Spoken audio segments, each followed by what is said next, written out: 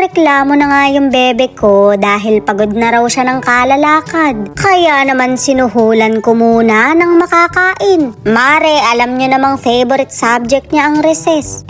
Ring at cotton candy yung gusto na hinintay ko hanggang maturat. Nag-labor at nanganak na lang talaga ako sa tagal. Ngay nagka-energy na siya kaya tuloy na kami sa paglalakad. Naka-4 na vlog yata ako din sa Disneyland sa sobrang dami ng pinaggagawa namin. Naging palo-palo na yung binti ko sa sobrang paglalakad. Shoot amare, tanghali pa lang nakumpleto na namin yung 10,000 steps. Philippine Looper yarn. Habang nakapila nga kami sa rides, nakakita ng gumamela yung anak ko. Abay, ituro ko raw kung nasan yung petals at ovary. May papistil-pistil pa siya, nilubayan ko tuloy kausapin. Mare, basta bulaklak yan, tapos. May bumubulo nga sa aking kasamaan na hatakin ko yung buntot nung nasa harapan ko. Kaso mare, mas lamang pa rin yung kabutihan na wag. Pero hindi talaga ako mapakali, kaya yung anak ko na lang ang inutusan ko. Ang pangit mo namang kabanding para hahatakin lang. Natalo tuloy ang intrusive thoughts ko. Nakasakay na nga kami papunta ng jungle.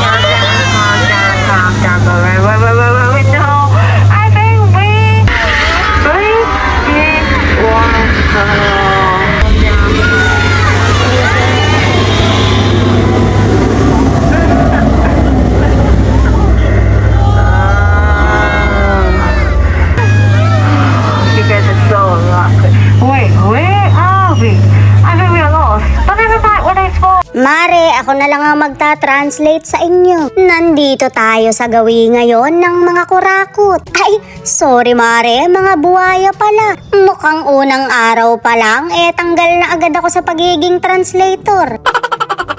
Kami nga'y kumain na muna dahil nawawala na ako ng energy. Sa wakas mare, nakakita rin ako ng kanin. Pagkayari nga'y nanood naman kaming mag-aama dito sa theater. Walang pinalagpas, lahat pinasukan. Pangalawang balik na kasi namin dito, pero yung unay hindi namin masyadong nasulit. Nakita nyo naman, maski paraday hindi namin pinalagpas. Mangiyak-ngiyak nga ako rito dahil kilala ko silang lahat.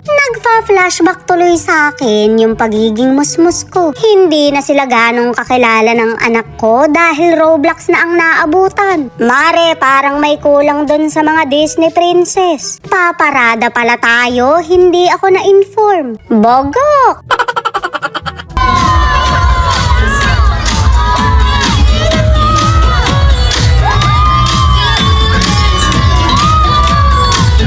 Papadilim pa lang ng mga oras na to pero nag-abang na kami para sa fireworks. Alas 9 pa nga ang start kaya pinaglaro ko muna si Bebe. Biruin nyo yun, 3 oras pa kami maghihintay. Pero sobrang worth it naman dahil yun ang pinaka-highlight dito sa Disneyland. Hindi ako ganong sure ha, baka para sa akin lang. Mangiyak-ngiyak pa rin talaga kahit pangalawang beses ko na.